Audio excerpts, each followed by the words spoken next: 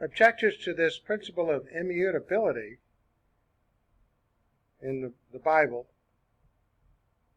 established by the normative rules of contend, that one cannot just take a particular passage to teach some biblical truth, such as the one which is contained in Ephesians 2:8 through 10, or John 3:16, of which we're now in the book of Ephesians, and hundreds of other passages, all of which properly and normatively interpreted within their own context teach, within their own contexts, not borrowing from someplace else or going elsewhere, teach that believing, a moment of believing, in the Son of God, Jesus Christ, results in being saved unto eternal life.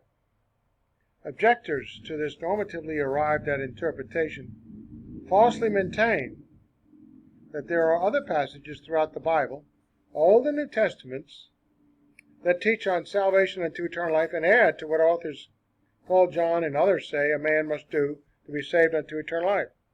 Like I said, this one guy said you have to ask Jesus to come into your heart, because that's not in any testament of the Bible or any verse. So he says, well, you can do that. Wow. No wonder we have so many denominations. This implies that the passages about salvation unto eternal life in Ephesians, John, and many other books are contradictory, incomplete, with errors or of omission, when normatively interpreted by themselves within their own particular context without being modified to conform with the rest of what they falsely state the Bible teaches via their own methodology of interpretation. But this is an approach to the Bible which would make the understanding of any passage in the Bible unreachable until one had completely mastered every other passage in every book of the Bible and allowed for passages to be modified into their final meanings. So one cannot master the first verse he reads in the Bible until he masters every verse in the Bible beforehand. When you think about it, right? Can you tell me what John 3:16 says? No, I have to study every other verse in the Bible. In this system, if this system of interpretation is true, then it would require more than a lifetime of careful study to master the first verse one begins to read in the Bible. B, then there is no language that has such a complex structure that can convey such indetermination within each verse so that one might understand that when reading a verse in the Bible, its meaning cannot be determined until every other verse in the Bible is fully mastered. I didn't get that. People open up the book, the Bible, open up wherever they go. They say, well, okay, I know what this means because you read it properly according to how you were taught in school. C, then the saints of Old Testament times, Abraham, Isaac, Jacob, would not have all the information they needed to be saved unto eternal life because they did not have the completed Bible with the 27 books of the New Testament to study and master. So Abraham, Isaac, and Jacob, David, and Moses, and all the Old Testament saints would have been placed in this condemned part of Hades to perish forever in the lake of fire, since they were not provided with New Testament revelation. D, then the Old Testament, Ephesians, and the Gospel of John, every book of the Bible is indeterminate without a full understanding of every other book of the Bible, every passage, every verse, every word. E, then the rules to interpret the Bible are beyond the normative rules of language, context, and logic available to all men, with no clear indication or declaration anywhere in the Bible or anywhere else as to what those rules are, as to what each verse's meaning is dependent upon. Then, F, this puts the Bible out of reach of mankind, except perhaps the select few who allegedly claim to have a unique, special gift, revelation gift from God, and know every single expression, word, and meaning from cover to cover. Of course, I've not met anybody that actually can produce their proof of that. G, then God has permitted his word to be indeterminate unless one has been specially given the unique rules of interpreting the Bible and has been supernaturally enabled by God to master every passage in it. H, then for most, if not all mankind, the Bible is impossible to read and therefore it is untrustworthy. On the other hand, think about this. Just as a cook can follow the directions of a recipe in order to produce the stated result of, for example, an angel food cake, without having to go to another recipe like one for roast beef, so an individual can follow the normative rules of language, context, and logic and read that Ephesians 2:8-9, John 3:16, and hundreds of other passages stipulate, read what? Ephesians 2:8-9, John 3:16, and hundreds of other passages stipulate within their own particular context that believing, read that these passages and hundreds of others read that a moment of believing in the Son of God, Jesus Christ, results in being saved unto eternal life without having to go to other alleged passages which might add corrections and or directions, additions, even if there were any in the Bible, and there are none.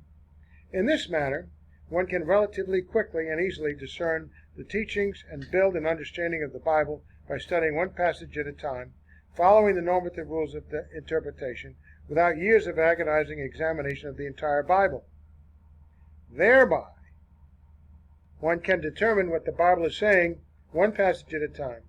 Passages in the Bible, by and large, declare a clear message of what they mean by themselves, or at times with the use of one or more parallel passages that are stipulated or referred to as cross-references by the original authors. You have to wait till the original authors cite it for you. You don't make up your own place to go in that passage at hand in order to provide definitions of terms or to help define the context of the original passage. According to the normative rules, further investigation of parallel passages, those with sufficiently matching contexts, often provide the same message corroborating the original passage, but without additional essential information needed to be gleaned for the interpretation of the original passage or needed to be added to it. Just like any other book. You read a book of legal implications on a particular subject, you don't have to go elsewhere. Those legal documents are self-contained. Four-corner rule, like Judge Judy would say. You can't go outside of that if it doesn't stipulate it. Finally, when properly analyzed in detail in accordance with the normative rules, there simply are no contradictory passages anywhere in the Bible or any passages that need correction. Now we have point 4. In order for the Bible to be properly interpreted via the normative rules of language, context, and logic, inductive rather than deductive reasoning must prevail. Wow, okay, let's figure that one out. In order for the Bible to be properly interpreted via the normative rules of language, context, and logic, inductive rather than deductive reasoning must prevail. Deductive reasoning defined. Webster's New Collegiate Dictionary. Capable of being deduced from preconceived external premises. All right, you got an idea ahead of time. Deduce, to infer from a preconceived general principle. Inference, the act of passing from one proposition, statement, or judgment considered as true to another whose truth is believed to follow from that of the former. So we have to prove it out. In other words, to employ a deductive procedure on the Bible is to approach a passage from an external point of view, with a preconceived notion as to what it should say, and then to find evidence in that passage which verifies one's preconception. How often is that done? Inductive reasoning. Webster's. Relating to or employing a mathematical or logical induction or reasoning. Induction, the active process of or result of an instance of reasoning from a part to a whole, from particulars to generals, or from the individual to the universal. So you have a particular point of view based on your limited thinking. You say, okay, I think the rest of it is like this. But you haven't read it, the rest of it.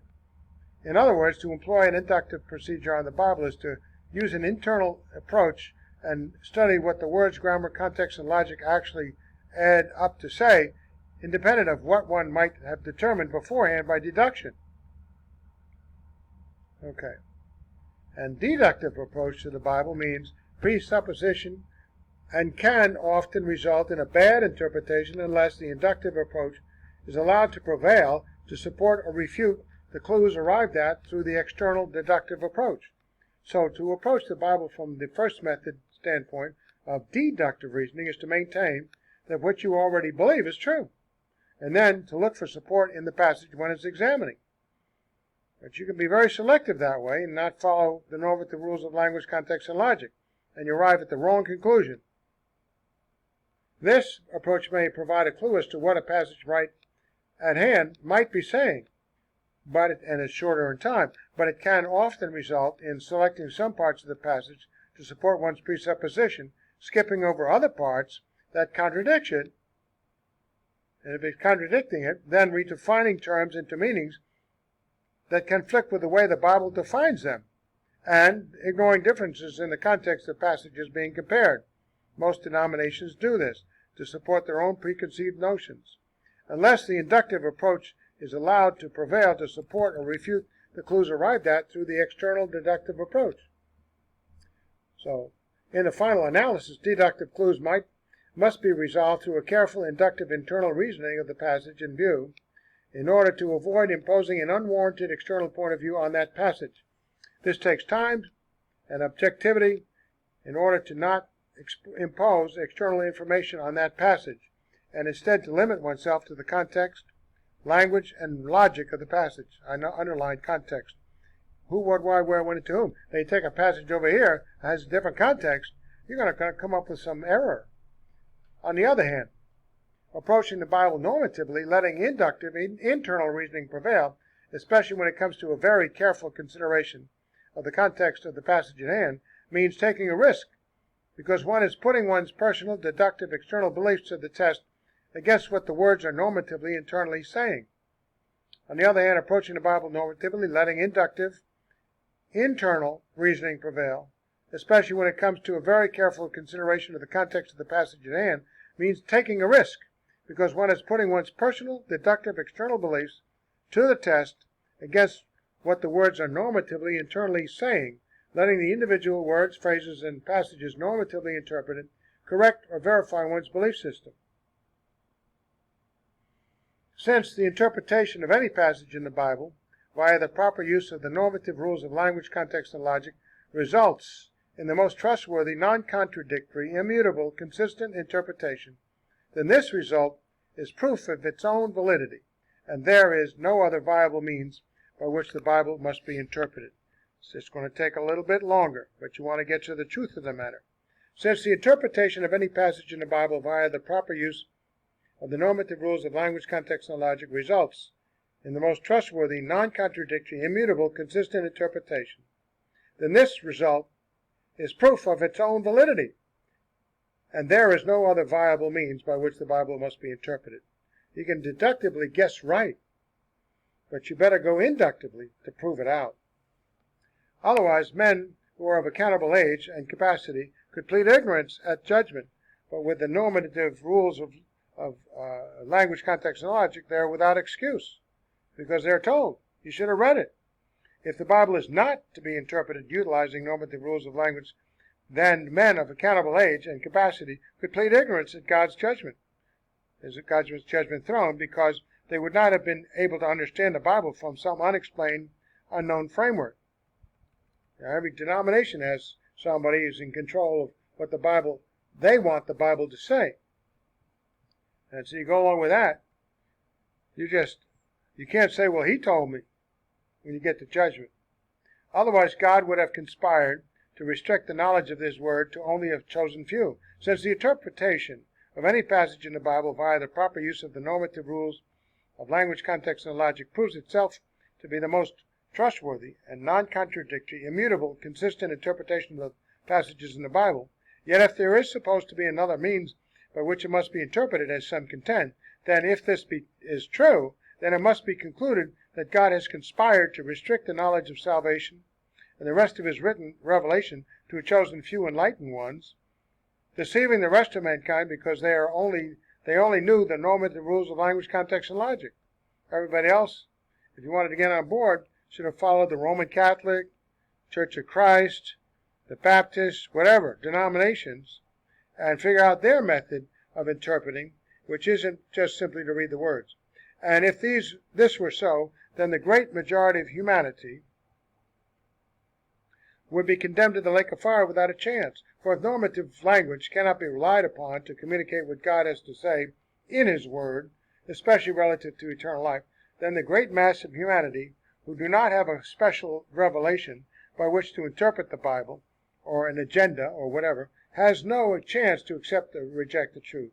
This would speak ill of a God of love, justice, and righteousness, who is not willing to let that any should perish. But I'm just going to hide it from everybody except these people who are in an ivory tower. So given the who God is, a